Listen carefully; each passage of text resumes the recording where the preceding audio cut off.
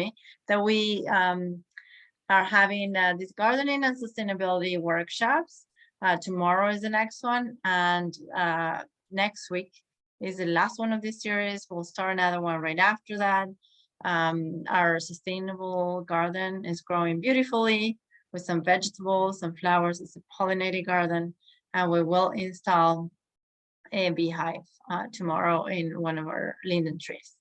So if you'd like to learn about gardening, please join us. Tomorrow will be tree identification. But here we have our archivism exhibit. Tomorrow will be the last day to come visit it. You can also make your own art. All the exhibit has some works like art pieces that have been done like for a purpose. There are many purposes, and archivism sees like, you know, the process and the purpose more as important, if not more important, as the final product. It is very inspiring, so you can also make your own art while you're there. This is our Fort Totten and Bayside location. So join us. And now, after all that wait, I apologize again. We have our personal residences, buying or renting a home. Our guest speaker is Kathleen Carroll. Many of you already know her. And since we had a late start, I will turn it over to Kathy. Thank you so much for being with us today. All right, thanks so much. Okay, so this evening's webinar is going to be personal residences, buying or renting a home. We're entitling this Home Sweet Home, Buying and Renting.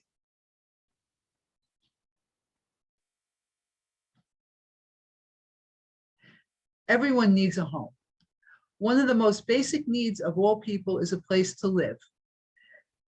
While many people live with immediate family and oftentimes extended family, the place where they reside is being paid for by someone in the household.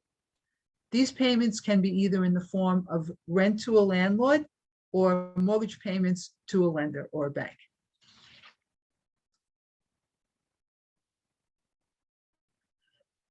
And we have some statistics. Renting is vastly more popular than owning in New York.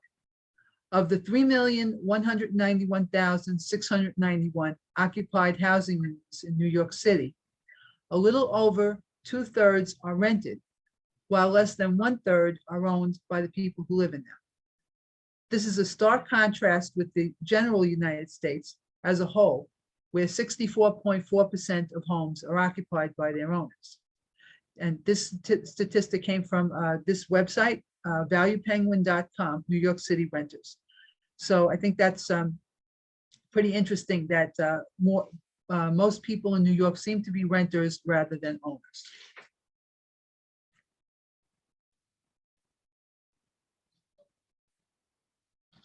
According to the same website, the median monthly cost of rent in New York City is $1,489 per month, while the median cost of owning a home is $2,791 per month, which would refer to the mortgage payment and possibly including the real estate taxes. Median refers to the midpoint of the rentals of the homes analyzed. So 50% of the rent or mortgage payments are higher than the median, and 50% are lower. New York City in this statistic refers to the 5 boroughs. It just doesn't refer to Manhattan, because obviously in Manhattan, these statistics would be much, much higher. But they include all 5 boroughs: Manhattan, Bronx, Queens, Brooklyn, and Staten Island.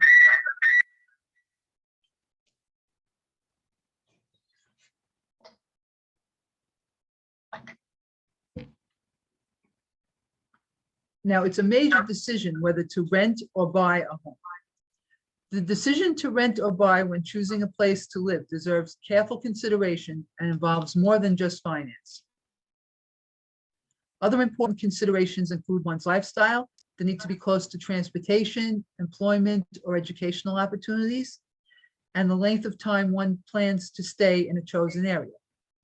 If someone's not going to be in an area for maybe just a few years, it might be better for them to just rent instead of investing in a house and then having to sell it shortly after they buy it. So For example, younger people may choose to live in neighborhoods that have social and nightlife activities, whereas older people may prefer quieter areas.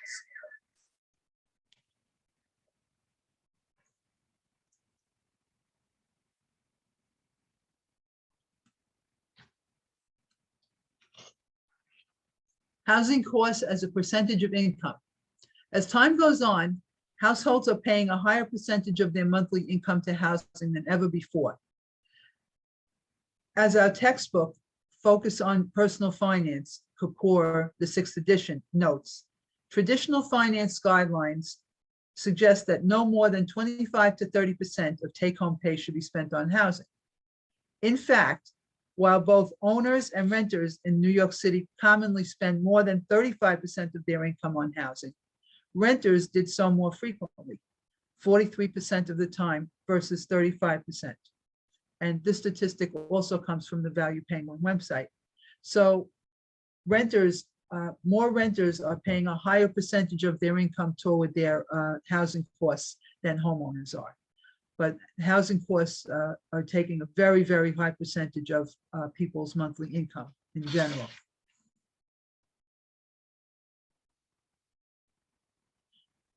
Renting an apartment can be a relatively quick and simpler process than buying a house. In recent years, a large number of people are finding apartments online using sites such as Zillow.com, Trulia, StreetEasy, and Realtor.com. A more traditional way to locate an apartment would be to work with a real estate agent. Working with a real estate agent can be advantageous because they may have several apartments to show. So on Zillow or these other websites, if you just see one apartment you like, you just go and see that. But if you went to a real estate agent, they might be able to bring you to a few at a time, give you a wider choice of what to see.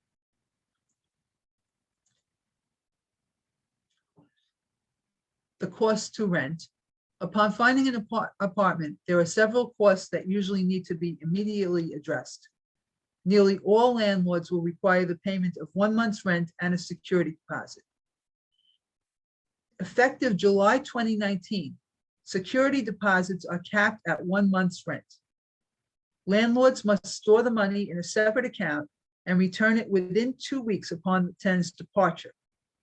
And this comes from this website, caretaker.com. Now, before July 2019, sometimes landlords could ask for 2 months deposit, or it was just kind of random. It typically was 1 month, but some landlords were asking for 2 months. And what's interesting here is that they have to store the money in a separate account, but they don't have to give any interest that's earned, they don't have to give it to the tenant. So they just have to return the tenant's deposit if the tenant leaves within 2 weeks, but it's just the deposit without the interest. Additionally, there may be a broker's fee to be paid if the apartment was found through a real estate agent. This fee is paid by the tenant rather than the landlord, and is typically equal to 1 month to 1.5 months rent.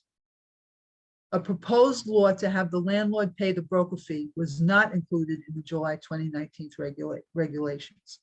There was the real estate agents and brokers business in the state of New York fought against this heavily, because this would be an extreme change from what typically goes on, because it's always been the tenant that pays the fee for the apartment. So this, due to all the backlash, this did not get put into the regulations. So basically, if someone is going to be renting a $2,500 a month apartment, they need to have about triple the amount of the rent on hand.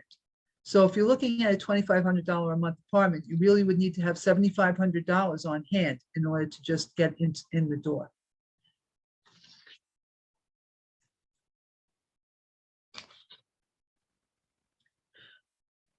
There's certain legal considerations that involve renting and home buying as well. When renting an apartment, it is very important for a prospective tenant to make sure the unit they are renting is legal.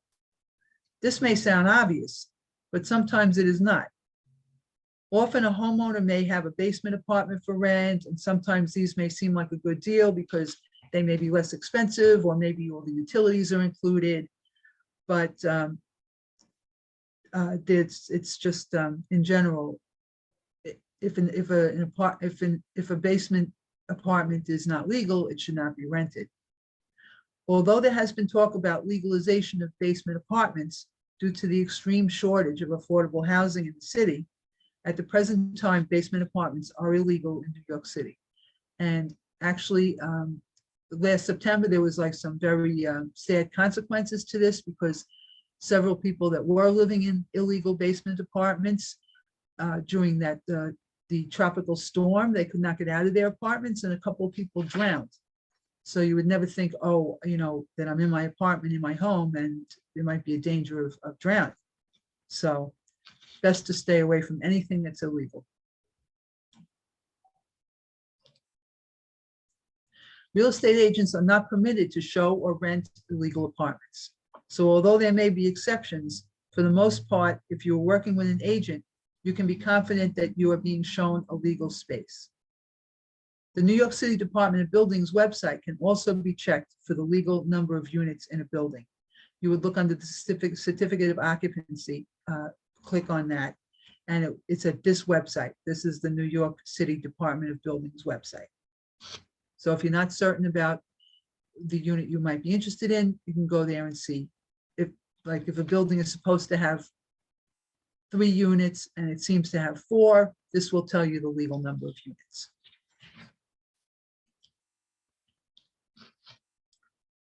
Once an apartment is found, the landlord will usually want the tenant to sign a lease. Leases are usually for 1 or 2 year terms.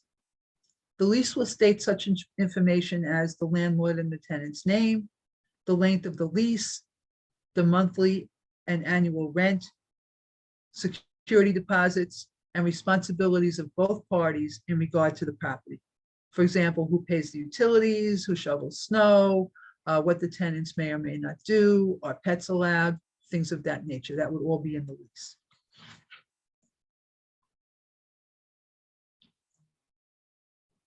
Purchasing a home is an alternative to renting.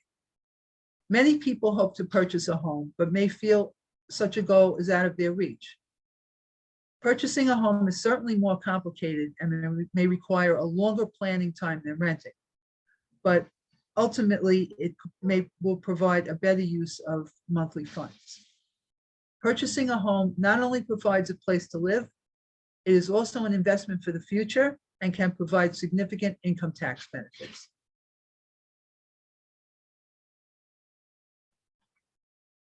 In the case of both renting and purchasing, one's credit is extremely important.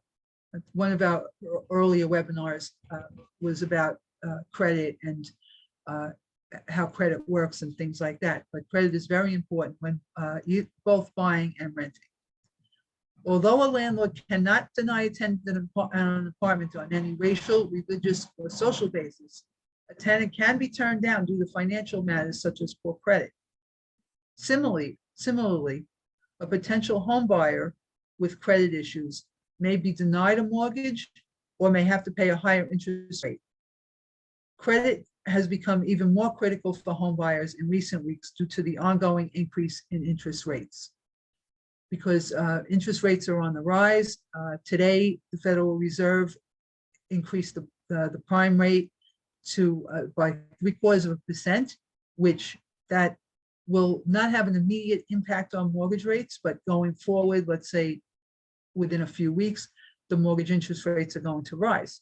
So if someone has not such great credit to begin with, and they were going to be charged a higher interest rate, that would be even higher now because even the lowest rates are going higher.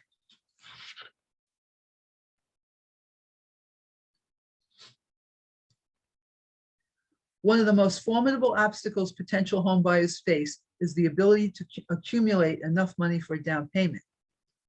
A recent survey indicates that the median home price in New York City is $635,200. That is from that Penguin website, this statistic as well. And that may seem a little low depending on what neighborhood we're in, but this figure again is the median price. So half the houses are higher and half the houses are lower.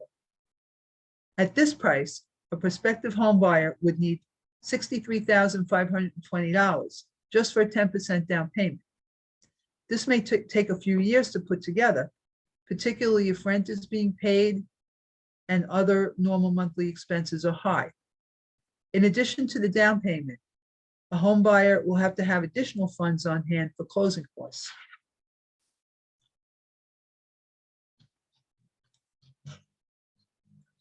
The closing disclosure is a real estate document required by the government to itemize all of the charges imposed upon the parties. Due to the amount of information it contains, it is one of the most important documents in the closing process. Once receives the closing disclosure from the lender, it is highly recommended that it be reviewed with an attorney because of its complexity. This closing disclosure will tell you, it'll itemize all your charges. It'll tell you what you need to pay at the closing, what you need to pay before the closing, and it includes things such as points, origination fees, prepaid real estate taxes, homeowners insurance, and it's, as it says, it's very complex, but it's very important. Generally, a real estate lawyer in New York City will walk one through the document and explain each item. The trained eye of an attorney will be able to spot any errors made by the lender. As explained above, the amount estimated by the loan estimate is generally pretty close to the amount contained in the final closing disclosure. Average closing costs in New York City for the buyer are between 1.5% and 5% of the purchase price. The reason this number varies is because different lenders charge different fees. The amount of points can be different in each deal. 5%, I would say, is pretty high for an average deal, but 1.5% on the other hand is very low. And that information comes from this other website, mosheslaw.com.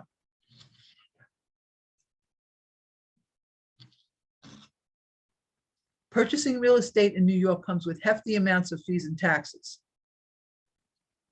Buyers and sellers both pay certain fees at closing, and the amount of the fees will vary with the type of sale and the purchase you are making.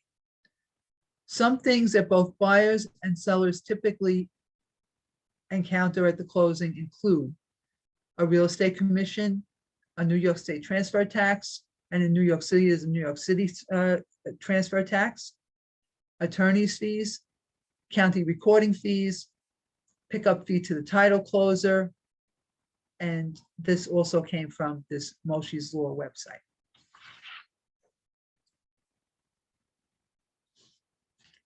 Based on the information shown, a buyer would possibly need up to another $31,760 to purchase the $635,200 home, in addition to their $63,520 down payment. Now, as I was saying, 5% is very high. So in this example, I just used the highest one to show you the math. So in this example, a total of $95,280 would be needed to purchase the house. This is very important for buyers to be aware so that they can have sufficient funds available at their closing, or if they can decide if they really have enough cash on hand to purchase the house.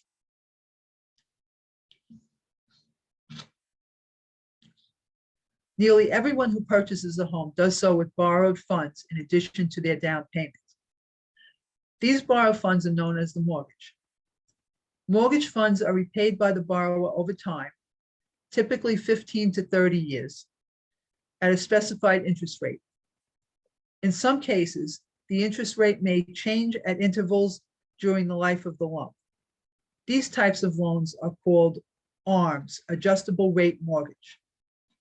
Loans with rates that stay constant throughout the life of the loan are called fixed rate mortgages. Right now, in the current environment with the rates going up, it would be kind of risky to take an adjustable rate mortgage because the rates seem to be trending upward, and you may start out with a relatively low mortgage payment, but then if your loan, what they call adjusts as the rates go up, you could wind up with a very high payment that you weren't really, set to pay. So these adjustable rate mortgages were good while the rates were going down, But right now, I would say that people that are purchasing should try to get fixed rate mortgages if at all possible. Pre-qualifications and pre-approvals. These are two things that when you go to look at a house, a lot of real estate brokers and real estate agents want to see it. Like they won't even make an appointment with you to see the house unless you have one of these two documents. And they seem like they might be the same thing, but they're not. A mortgage pre-qualification is an early step in the home buying journey. When one pre-qualifies for a home loan, they are getting an estimate of what they might be able to borrow based on information that they provide about their finances, as well as a credit check. See, here again, we have the credit check, very important. Pre-qualification is also an opportunity to learn about different mortgage options and work with your lender to identify the right fit for your needs and goals. A mortgage pre-approval is as close as you can get to confirming your credit worthiness without having a purchase contract. You will complete a mortgage application and the lender will verify the information you provide. They'll also perform a credit check. If you're pre-approved, you'll receive a pre-approval letter, which is an offer, but not a commitment, to lend you a specific amount, good for 90 days. And this information on these two items came from the Bank of America website. So basically, when you see a house that you'd like to look at, your real estate agent will ask you for the pre-qualification or the pre-approval, and it'll be a letter stating exactly what your loan amount, what a loan amount you're able to pay, and based on that, what the amount of the house is that you could possibly purchase. And both of these are subject to an actual purchase contract and re-verification of all the information and the processing of the actual mortgage application. But at least with these, you'll be able to see certain houses in your price range.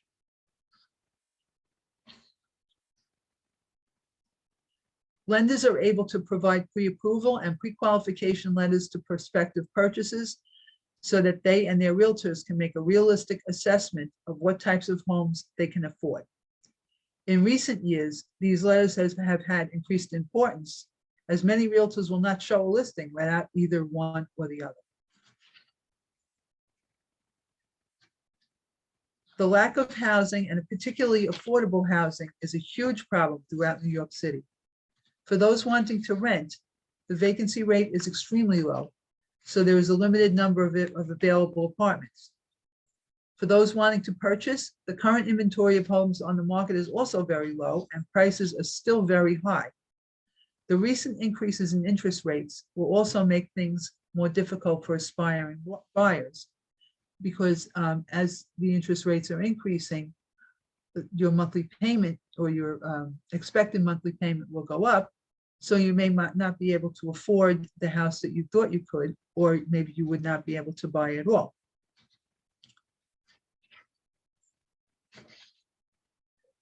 For those hoping to buy, there are some special programs sponsored by the federal government and by New York State. These programs, such as the FHA, which is the Federal Housing Administration, that's the federal government, and SONIMA, that's the New York State program for first-time home buyers, require much lower than typical down payments. With these programs, buyers can come in usually with like maybe a 3% or 5% down payment. And sometimes they may not even have to pay some of the closing costs. They would probably still have to pay some of the closing costs, but not all of them. Now, one of the drawbacks to the low down payments are that the buyer would be required to have something called PMI, which is it's mortgage insurance, and mortgage insurance is required by lenders when there is a lower than 20% down payment. So even in my example where I was using the 10%, the buyers in that case would be required to have mortgage insurance until they reach the level of a 20% equity in their purchase, at which time they can have it removed. So this was just an overview of what what purchasing and renting apartments and homes are available and what the conditions are. So hopefully everyone will be able to rent or buy something. And thank you for attending. And we'll be back again in September with the next chapter in the financial literacy series. Thank you so much for this information. It's super valuable, especially for highlighting that, there is a shortage, especially for affordable housing in the city right now. And also for sharing that there is a program that, like when people don't have the down payment, or the 20% down payment, you can still buy a house. I do hear a lot of women saying like, there's no way I'm going to make it to that 20%. So it is valuable information, and hopefully it's useful for our attendees. If anyone would like to ask any questions, please put them in the chat or raise your hand and I can unmute you. I have a couple of questions while we're waiting for questions from you all. Let me think. I wrote some notes, but I wanted to ask you how, do you see women being limited in this process? From personal experience, at first, my husband started doing all the paperwork and I was like, okay, he'll do it. And then I got involved because it requires a lot of patience. And I think many women have a lot of patience to gather all the documents. And in the process of getting the mortgage, there were many obstacles that got in our way because there was a document that expired by the time we submitted the one that they were waiting for. And all these obstacles delay the process, and the contract, it's only 90 days, I think you said. So sometimes it gets even more delayed and you can lose that contract. So can you speak a little bit about what women can do from the very beginning of this process of buying a house or making the decision of renting and buying, to be empowered, to be informed? And I think your presentation helps women be informed, to make these decisions. Well, I think that you're exactly right, Cecilia. And I'm sorry, just let it go. Take my speaker off. But you're exactly right, because the whole process is very complicated for women and men, and there is a lot of paperwork involved. And I think that what women need to do is, once they have their finances in order and they feel that they have their down payment and their money together, you have to keep on top of this. The most important thing is to keep on top of all of this paperwork. Like once you start dealing with the bank, they're gonna give you a lot of things to fill out. One of the most important things is to be organized, to have the information available so that you can fill out the applications. A lot of these applications, they want to, you have to include your tax returns, you have to include identification papers, you have to include bank statements. They would do the credit check for you. You don't have to include your own credit check. But the most important thing is organization, and to be persistent, to keep on top of the banks, because you're correct. A major problem is that a lot of documents expire, and then other ones have to be updated. And especially now with interest rates changing, this becomes a big problem, because I was just speaking to a client right before the webinar that they're buying a co-op. They're a young couple, and they're having a problem because they were advised to lock in their interest rate, which is another special thing that I didn't even discuss in the webinar. But they were advised to lock in their interest rate, and they didn't do it because they just didn't have enough extra money to lock in the rate. So they had a rate quoted to them of 4.2. And now, because they too much time went by and some of their documents expired, exactly what you said. So now they're replacing the documents, and meanwhile the rates are going up. So tomorrow night I have to have a conference call with them and their mortgage broker to find out what rate they're getting involved with yet. So it's just very important to keep on top of getting all documents in on time and to be aware of that rates may be changing and that things on the outside that weren't even happening when you first started the deal may affect your deal in the end. Because typically a real estate deal, if everything goes smoothly and perfectly, it'll still take like 3 months to complete. That's why it's said with 90 days. But you can get extensions, but with each extension of the contract, other documents may have to be updated throughout the whole process. Thank you, Kathy, for your answer. We do have another a question. It says, I am a single mother and care for for an elderly mother. Are there any programs for us? I am the sole income earner. Housing lotteries for purchasing a home. Would I be considered as a first-time buyer if I never purchased a home but helped my mother refinance? I co-signed and I do not live in the home.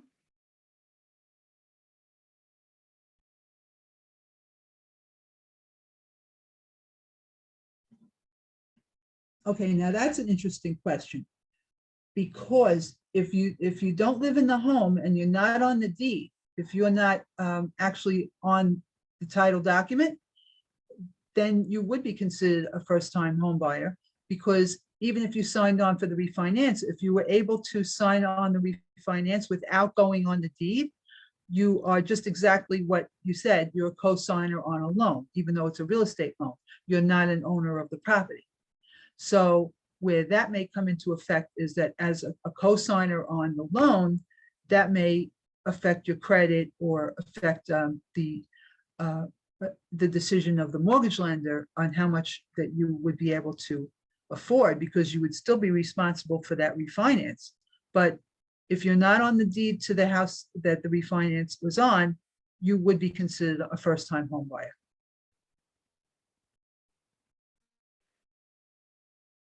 Thank you, Kathy. And then it says, I was on the deed prior to the co-signing.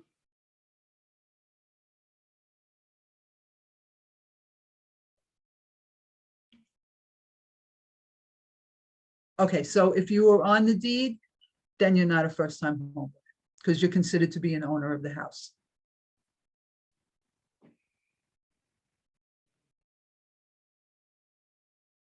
So I think she also has housing lotteries for purchasing a home. Kathy, are you familiar with any other program that would benefit single parents or like lotteries, any other programs?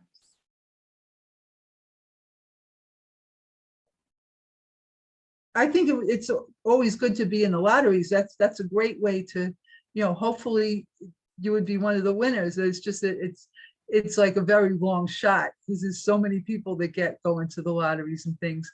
But I would say to try to, even if you can't qualify as a first-time home buyer, that maybe try to apply for an FHA loan, or what also may apply to women and men. The Veterans Administration has a lot of good programs for home buyers, so with very low down payments. So if you're a veteran or have a veteran in the family, you may want to look into the Veterans Administration as well.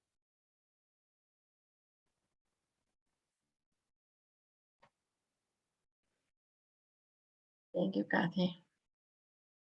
I know you said that there were that all these fees come up when you're buying a home, right? Like the real estate commission and your transfer tax, attorney's fees, counter rate, like recording fees, pickup fee for title. Like there's so many things that you do not expect or were not familiar with as lay people.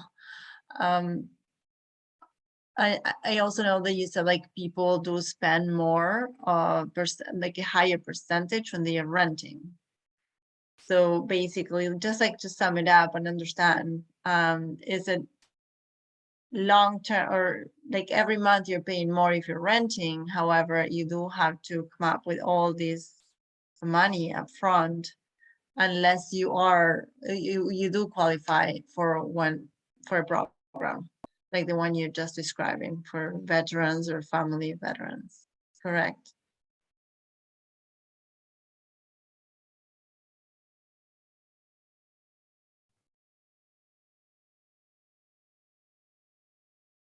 Yes, that's true, Cecilia, what you're saying. That's why it's like, it is a big hurdle for people to get over to get a down payment for a house together. But with the way the rents are, that the rents are so high, and actually that statistic that they showed, the $1,489, that takes into consideration all the apartments in that survey. So that takes into into consideration people that are in rent controlled apartments, rent stabilized apartments, which are kind of like, I don't want to say artificially low, because that's the rent that people are paying, but those rents are not, they're not market rents. So what we're kind of talking about in webinars, just an average person that is looking for a market rent. So let's say you have to rent a 2 or 3 bedroom apartment. That's not going to be $1,489, as we know. That's going to probably be like, anywhere from $2,000 to $2,500. Now, to get more into the math of the home buying, at a 5% rate, which right now the rates are around 5%, if you're paying $2,500 for rent, you can basically afford a $500,000 mortgage. So if you could, if not you, just the general you, if you could come up with 20%, which would be $100,000, you could buy a $600,000 house instead of paying $2,500 a month rent to a landlord, not having anything to show for it other than probably a nice place to live, and you'd be investing in your future because your house hopefully would continue to go up, which over time, even when the market goes down, it does go back up. And you have tax benefits also, because with renting you have absolutely no tax benefits whatsoever. So in the very long run, I would say it's always better to buy if you can. I know it's a very big project, but if you rent for 10 years, let's say you're paying $2,000 a month, you have $24,000 a year in rent. You pay that for 10 years, that's $240,000. But it's like most people don't think about that. It's like, because obviously you're there, you're renting, you're paying the rent, you have to every month. You're not thinking about, oh my God, over 10 years or however long you're going to rent, this is so much money. So, but many people are not able to come up with the down payment, and that's really the biggest barrier to buying that I see.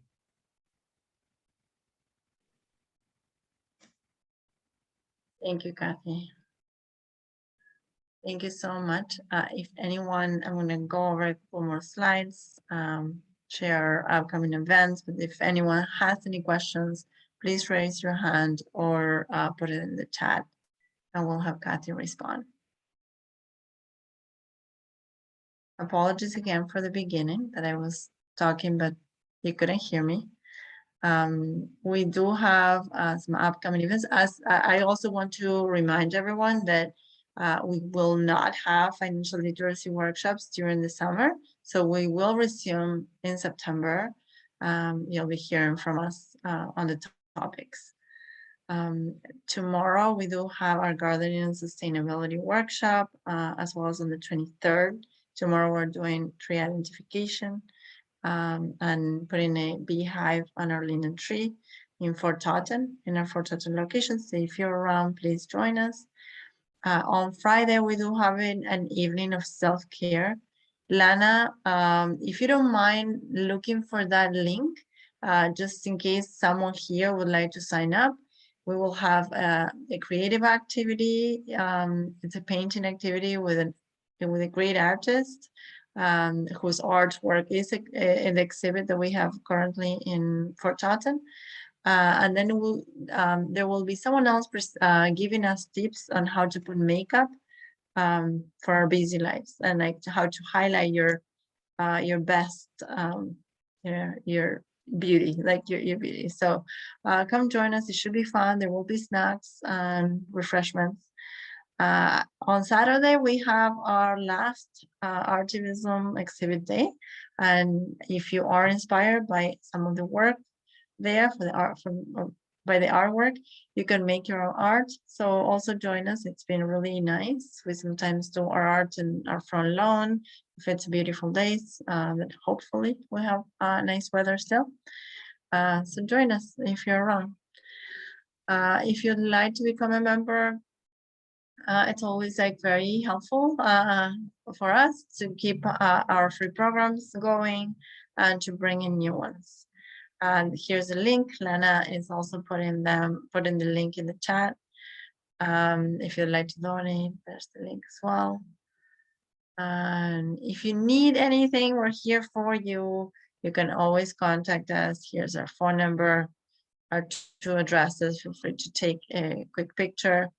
We're also having like a new support group for women in crisis starting in September. We have a new social worker. We also have one-on-one sessions with social worker. If you need any help, please reach out. Our email address is info@cwny.org. You can also follow us on social media, Facebook, Twitter, Instagram, YouTube, and you can listen to our podcast. All right, everyone. Thank you so much for joining us tonight. I hope you come back to any of our programs, and hopefully we'll see you in September for the next financial literacy workshop.